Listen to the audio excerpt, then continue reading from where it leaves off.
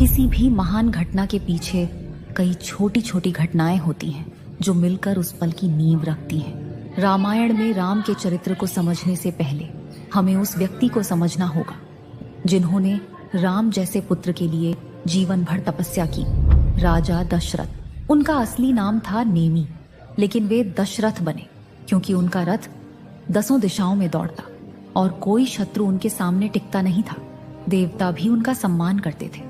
अयोध्या उनकी राजधानी का मतलब ही था जहां युद्ध न हो। सूर्यवंश की शान, सुनहरे महल, सुरक्षित दीवारें, समृद्ध बाजार, जहां लोग शांति, समृद्धि और धर्म से जीते।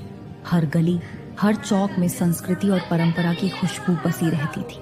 दशरथ राजा अजा और रानी इंदुमती के पुत्र बचपन से धनुर्विद्या, तलवार और रथ चलाने में निपुण हुए।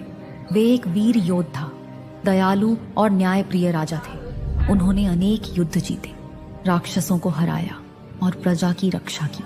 उनकी 3 पत्नियां थीं। कौशल्या ज्ञान और मर्यादा की मूर्ति, सुमित्रा प्रेम और दान का सागर, कैकेयी शूरवीर और बुद्धिमान जो रणभूमि में राजा के साथ कंधे से कंधा मिलाती थी। पर एक कमी थी, पुत्र का अभाव। वंश को आगे बढ़ाने वाला कोई उत्तराधिकारी नहीं था। यही उनके जीवन की सबसे बड़ी पीड़ा थी जो उनके हृदय के कोने में छुपी रहती थी। इस पीड़ा को दूर करने के लिए दशरथ ने एक ऐसा निर्णय लिया जो रामायण के इतिहास को हमेशा के लिए बदल देगा।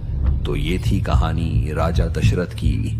अगले एपिसोड में जानेंगे कहानी उस नगरी की जिसने राजा दशरथ से लेकर राम सबको अपनी गोद में पलते देखा। अयोध्या का इतिहास जानने के लिए अभी देखिए